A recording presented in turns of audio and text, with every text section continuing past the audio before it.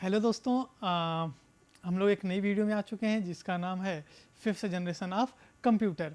देखिए, हम लोग बात करते हैं फिफ्थ जनरेशन ऑफ कंप्यूटर में क्या क्या बदलाव होंगे।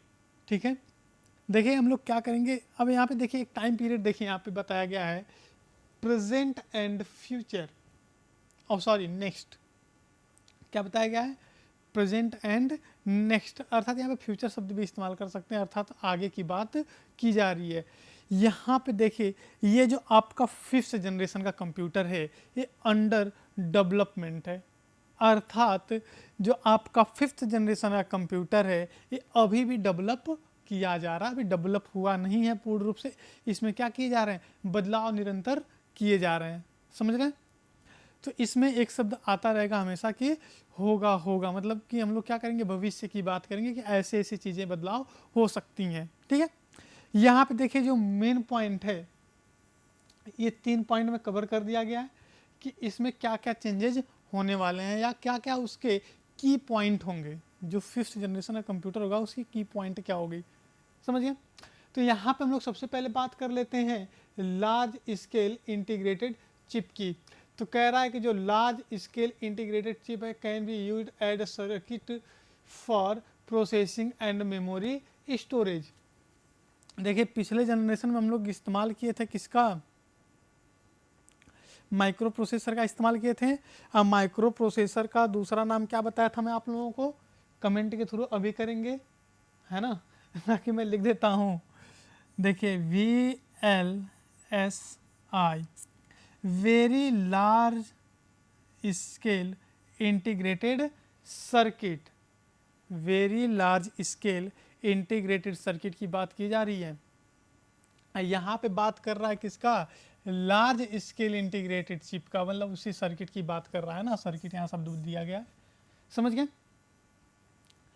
तो वहाँ पे वेरी लार्ज था, यहाँ पे केवल क्या है, लार्ज है। ठीक है, अर्थात तो उसको हम लोग और भी क्या कर रहे हैं, छोटा करने का प्रयास कर रहे हैं कि जो कंप्यूटर का बेरे है काफ़ी क्या हो जाए, साइज में छोटा हो जाए। ठीक है, और उसमें कुछ और भी बदलाव किए जाएंगे। ठीक है, जिसकी मदद से वो क्या कर सके, आर्टिफिशियल इंटेलिजेंस अर्थात आर्टिफिशियल आईक्यू का इस्तेमाल कर सके, अर्थात एआई। देखिए यहाँ पे एआई की बात की गई है, यहाँ पॉइंट में देखिए बताया गया है कि artificial intelligence will be the technology for fifth generation computer. जो फिफ्थ जनरेशन का कंप्यूटर होगा उसकी जो की पॉइंट होगी वो क्या होगी, आर्टिफिशियल इंटेलिजेंस होगी। ठीक है, और जो कोर आइडिया है, the core idea of fifth generation computer is robotics. यहाँ पे देखिए दिखाया गया है फिगर उगर में थोड़ा बहुत, है ना। तो हम लोग बात कर रहे हैं रोबोटिक्स की। आप लोग मूवी वगैरह देखे होंगे, देखा करिए, अगर मूवी नहीं देखते हैं तो देखिए एक मूवी है, हॉलीवुड मूवी है आयरन मैन, है ना। उसमें देखिए दिखाया गया है इस चीज़ को, वहाँ पे थोड़ा सा दिखाया गया है कि वहाँ पे उसके पास एक कंप्यूटर होता है जो पूरा उसके वॉइस कमांड पे चलता है ना। देखिए जो फोर्थ जनरेशन के कंप्यूटर हैं, अर्थात तो अब तक के जो कंप्यूटर हैं उनको चलाने के लिए एक यूजर की रिक्वायरमेंट होती है। उनको चलाने के लिए किसकी आवश्यकता है, एक यूजर की। अब कहेंगे सर फिफ्थ वाले को नहीं होगा, बिल्कुल होगा, फिफ्थ वाले के लिए भी होगा, लेकिन उसके पास आर्टिफिशियल आईक्यू होगा। आप क्या करिए, फोर्थ जनरेशन वाला जो कंप्यूटर अर्थात इस समय का जो कंप्यूटर है उस पर कोई काम करके छोड़ दीजिए, वो रुक जाएगा। आप अगर बैठे रहेंगे तो आप मतलब क्या कर दिए कि आपको एक पेज टाइप करना है, एक पेज क्या करना है, टाइप करना है। आपने क्या कर दिया, इसको क्या कर दिए, पेज रख दिए सामने, कर दिए ये कंप्यूटर टाइप कर दो, टाइप करके चले गए, करेगा वो, नहीं करेगा। तो हमको वही चीज़ करनी है, रोबोटिक्स, रोबोटिक्स की बात की जा रही है ना, तो हमको वही चीज़ डेवलप करना है। फिफ्थ जनरेशन में हमको वही चीज़ करना है कि उसको यूजर चलाएगा जरूर, एक व्यक्ति के कमांड पे ही चलेगा वो, लेकिन ज़रूरी नहीं है कि वो बैठ के करेगा तब वो होगा। वो क्या कर देगा, कुछ निर्देश उसको दे करके चला जाएगा और वो कंप्यूटर उस कार्य को स्वतः करेगा। ठीक है, यही हमारा क्या होगा, भविष्य होगा, है ना। तो आप लोग उस मूवी में देख सकते हैं, इस बात को काफ़ी अच्छे से दिखाई गई है ना। वो क्या कर देता है, उसको कुछ इंस्ट्रक्शन दे देता है, बाकी अपना चला जाता है खेलने खाने कूदने, बाकी वो कंप्यूटर पूरा काम कर देता है। ठीक है, तो इस प्रकार के कंप्यूटर हमको क्या करने हैं, डेवलप करने हैं। अभी के कंप्यूटर क्या है कि हमको क्या करना होगा, उसके लिए एक यूजर की आवश्यकता रिक्वायर्ड है। जब तक एक यूजर बैठ के उस कंप्यूटर को चलाएगा नहीं तब तक वो चलेगा नहीं।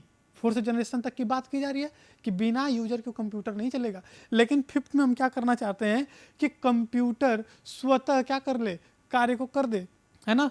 हमको इसको इंस्ट्रक्शन दे दिए कि कंप्यूटर हमको कल तक एक पेज का क्या चाहिए, कोई मान लीजिए कोई डॉक्यूमेंट दे दिए, कभी हमको कल ये टाइप चाहिए, लिखा होना चाहिए, तो वो स्वतः कर देगा। ये चीज़ हमको क्या करनी है, डेवलप करनी है। जो उसके की पॉइंट होंगे, रोबोटिक्स होगा, नेचुरल नेटवर्किंग होंगी, गेम प्लेइंग होगा, ठीक है। Development of expert system to make decision and real life situation, ये बहुत ही की पॉइंट है इसका, कि उसको इस प्रकार से डेवलप किया जाएगा, इस प्रकार का सिस्टम बनाया जाएगा कि वो खुद डिसीजन ले ले। इस चीज़ को थोड़ा सा समझते हैं हम लोग। देखिए, एकदम मनुष्य की तरह होना चाहिए। हम लोग फिफ्थ जनरेशन का कंप्यूटर इस प्रकार से बना रहे हैं ना कि वो क्या करे, एकदम एक मनुष्य की तरह हो, एक व्यक्ति की तरह हो, एक इंसान की तरह हो, है ना। जैसे अगर हमसे कोई कार्य कहेगा तो हम करेंगे कि नहीं। अगर हमसे कोई कह दिया कि देखिए सुनिए, आपको ये कार्य करके हमको कल तक देना है, कह के चला गया, तो हम पूरा कार्य करेंगे कि नहीं, स्वतः करेंगे ना। ये थोड़ी है कि हमको बैठ के करवा रहा है, तो डंडा लेके बैठा, कह रहा करो नहीं तो मारेंगे, ऐसा नहीं ना है। वो इंस्ट्रक्शन दे के हमको चला गया, हम स्वतः कर रहे हैं, है ना। और उसको कैसे करना है ये हमारे ऊपर डिपेंड करता है कि हम कब करेंगे, कितनी देर में करेंगे, ये सारी चीज़ें है ना। अब हमको मान लीजिए 4 ही घंटे का काम हो, 8 घंटे का टाइम देके चला गया है, तो हम 4 घंटे का काम 8 घंटा में करें, चाहे 4 ही घंटा में कर लें, या उससे पहले भी कर सकते तो उससे पहले भी कर लें, ये तो हमारे ऊपर डिपेंड करेगा ना। ठीक है, इस बात को सोचने समझने की क्षमता हमारे पास है कि नहीं है, इस बात को सोचने समझने की हमारे पास क्षमता है। लेकिन अभी जो कंप्यूटर चल रहे हैं उसमें ऐसी चीज़ नहीं है। तो वही कह रहा है कि जो फिफ्थ जनरेशन का होगा ना, वो खुदा डिसीजन लेगा और रियल लाइफ सिचुएशन को समझेगा। रियल लाइफ सिचुएशन का मतलब क्या होगा कि जैसे मान लीजिए हम जा रहे हैं, अब मान लीजिए हम क्या कर रहे हैं, घर से निकले, हमको स्कूल तक जाना है, एकदम मस्त बस्ता उस्ता टांगे चल दिए, घर से निकले स्कूल पहुंच गए, ठीक है, रास्ते में कुछ नहीं हुआ।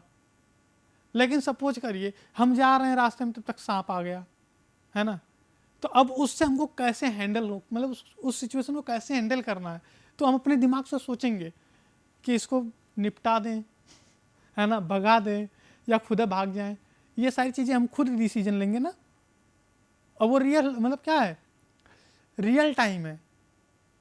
अब यहाँ पे क्या है, कंप्यूटर को कुछ ही इंस्ट्रक्शन है कि अगर ऐसा होगा तो ऐसा करना, अगर ऐसा होगा तो ऐसा करना है, अगर ऐसा नहीं हुआ तो ऐसा करना। मतलब कुछ ही बातों को क्या करता है, सेटिस्फाई कर पाता है। लेकिन यहाँ पे क्या हो जाएंगे, यहाँ पे बहुत सारी चीज़ें बदल जाएंगी, समझिए। देखिए, natural language understanding and generation, हाँ, इसके कुछ एग्जाम्पल होंगे, यहाँ पे देख सकते हैं। जैसे डेस्कटॉप, लैपटॉप, नोटबुक, क्रोमबुक है। यहाँ पे देखिए क्या हो जाएंगे, कुछ चेंजेस हो जाएंगे, जैसे कि उनकी कार्य शक्ति बढ़ जाएगी, है ना। और भी बहुत सारे परिवर्तन हो जाएंगे, लाइक नेचुरल लैंग्वेज समझने लग जाएगा, ठीक है। आपको इंस्ट्रक्शन दे दिए तो वो स्वतः कर लेगा, मतलब ये सारी चीज़ें उसमें इंक्लूड होंगी, ठीक है। तो ये फिफ्थ जनरेशन के बारे में इतनी बातें रही हैं। देखिए ये इसके की पॉइंट हैं, ये फिफ्थ जनरेशन में ये चीज़ें होंगी। जो सबसे मेन चीज़ है उसको रोबोटिक्स को ध्यान दिया गया है, ठीक है, कि क्या हो, सारे कार्यों को कौन करेगा, रोबोट करेगा। हम उससे कुछ का इंस्ट्रक्शन दे के चले जाएंगे, अब हमारा क्या करेगा, पूरा का पूरा कार्य स्वतः करेगा, पूरा का पूरा कार्य क्या करेगा, स्वतः करेगा, हमको उसमें कुछ करने की आवश्यकता नहीं होगी, ठीक है। तो इस चीज़ को ये ध्यान देंगे। सो इस वीडियो में बस इतना ही, बाकी हम लोग मिलेंगे नेक्स्ट वीडियो में नए टॉपिक के साथ। Thank you so much.